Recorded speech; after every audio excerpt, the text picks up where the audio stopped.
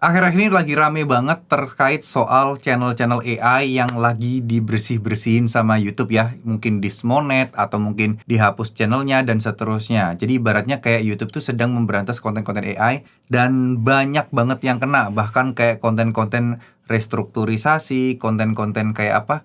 Apa sih namanya kok restrukturisasi? Kayak konten-konten kayak rekonstruksi gitu-gitu ya. Itu banyak yang kena, banyak yang bermasalah atau mungkin konten-konten lagi membangun-bangun gedung. Pokoknya time lapse gitu-gitulah. Itu banyak yang kena dismon akhir-akhir ini. Nah, sebenarnya ini adalah alasan kenapa saya tuh jarang banget membahas konten-konten terkait soal AI di YouTube ya, teman-teman ya. Model-model channel baru tuh saya udah mulai jarang membahas. Karena apa? Karena saya ngerasa sih, saya ada feeling kalau konten-konten seperti ini nih suatu saat kayaknya bakal bermasalah deh, ya. Kenapa? Nah, ini sebenarnya gini loh.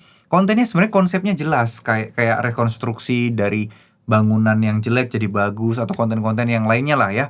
Pokoknya kelihatan kayak realistis banget gitu, dan itu kan dibikinnya juga pakai Google VO3 ya, yang mana notabene itu adalah aplikasi atau mungkin AI yang dibikin oleh Google sendiri yang satu grup dengan YouTube. Kok bisa jadi bermasalah gitu? Gini teman-teman, kenapa ini ya, saya coba paparkan sedikit ya pandangan saya atau pendapat saya. Bisa jadi saya salah juga, silahkan dikoreksi juga. Kalau misalnya teman-teman menilai saya salah, pemikiran saya itu salah, nggak apa-apa, kita saling diskusi aja. Saya tuh melihat jejak-jejak dari zaman dulu ya, bukan jejak ya, histori zaman-zaman dulu. Apa sih yang dilakukan YouTube, polanya seperti apa? Dan ini udah berkali-kali terjadi sebenarnya. Nah, cuman ini aja cuman modelnya AI aja. Nah, sebelumnya banyak banget. Gini, pertama kali AI ini muncul, banyak juga orang-orang yang udah belajar terkait soal prompt, bikin A, bikin B, bikin C, dan seterusnya. Saya jarang banget kan bikin konten terkait soal tutorial-tutorial tersebut.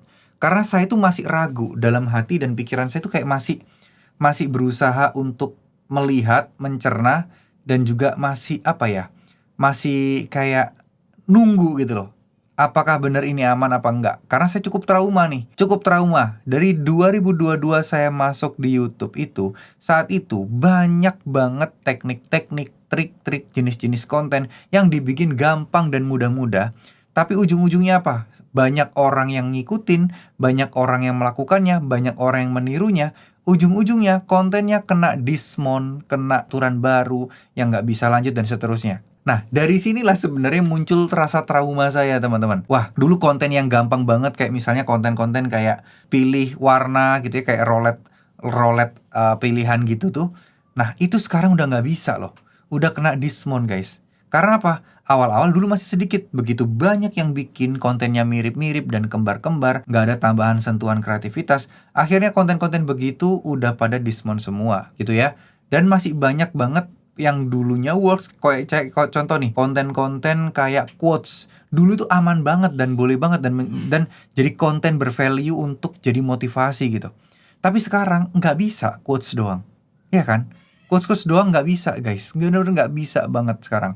Nah, sama halnya dengan konten AI. Konten AI, wah, bagus-bagus banget lagi sekarang ya. Banyak banget yang bikin. Nah, AI yang nggak boleh ini sebenarnya bukan karena AI-nya ya, tapi minim effort atau mungkin minim tambahan kreativitas. Kalau effort mah jangan dibilang minim effort ya, karena saya tahu betul AI itu bikinnya juga susah. Jadinya lebih tepat bahasanya adalah minim kreativitas. Jadi, hampir semua orang sama. Apalagi sekarang itu udah mulai banyak banget yang ngejual prompt-prompt AI untuk bikin tipe-tipe jenis konten YouTube.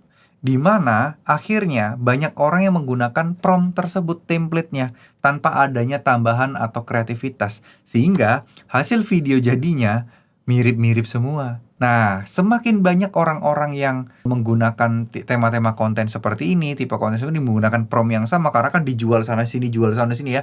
Yang jualan prompt ini kan banyak banget. Yang mana yang akhirnya kreator yang menggunakan AI tersebut akan membeludak, channelnya jumlahnya akan banyak. Nah, kalau udah kayak gini, pengalaman-pengalaman sebelumnya, itu rata-rata kan YouTube ada aturan baru, evaluasi baru, banyak yang kena dismount, banyak yang kena apa ya, pokoknya dari zaman dulu tuh polanya kayak gitu-gitu. Jadi konten yang gampang ditiru orang lain, yang akan menjadi konten pasaran, itu akan nggak lama tuh, akan kena masalah dan akan dibabat habis juga sama YouTube. Berbeda ceritanya dengan, hanya cuma 1 atau 3 orang yang menggunakan teknik konten yang sama, menggunakan AI, yang lainnya nggak ada yang ngembarin. Nah, itu beda, ya. Itu akan jauh lebih aman dibandingkan yang pakai prompt ini semuanya pakai prompt itu. Hasilnya mirip-mirip semuanya. Nah, ini nih poinnya. Jadi gimana cara amannya kalau kalian masih mau menggunakan cara seperti ini? Ya harus ditambahin sentuhan manusia, diedit-edit, entah itu ditambahin hal-hal kecil tapi itu udah menggambarkan bahwa ini tuh ada kreativitas kalian. Itu penting juga teman-teman, ya. Jadi contoh untuk restrukturisasi kayak sebuah bangunan, bikinlah sebuah story yang mendasarinya. Jadi ada kayak unsur kayak cerpennya atau unsur kayak edukasinya atau apapun itu yang sedikit dikasih bumbu kayak informasi atau value yang ada dalam video tersebut. Nggak cuman time lapse bikin cepet-cepetan, bikin kolam renang terus jadi nggak bisa. Nah, semua orang bikin kayak gitu karena yang jual promptnya udah banyak banget dan rata-rata yang jual promptnya juga penjualnya gede-gede. Jadi yang belajar akan hal itu lama-lama ya makin banyak toh.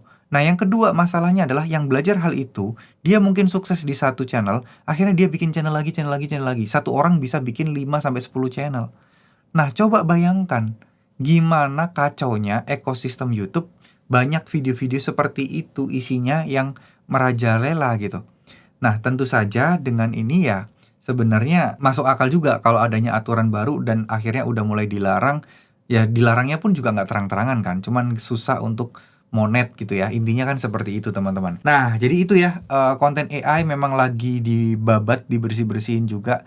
Saran saya tetap teman-teman kalau bisa tampilkan wajah meskipun hanya hanya sedikit di dalam videonya gitu ya. Misal kalian juga nggak begitu pede, tampilkan sedikit, kasih value di poin-poin tertentu sehingga akan menjadi kayak game changer sekalian lah, ibaratnya seperti itu. Jadi kembali lagi teman-teman ya, channel AI itu sebenarnya aman-aman dan memang diizinkan. Namun kembali lagi, apakah ini bakal aman selamanya atau tidak? Yang sudah-sudah soalnya begitu rame yang menggunakan cara itu, akhirnya konten-konten seperti itu bermasalah. Akhirnya konten-konten seperti itu jadi nggak jelas gitu loh.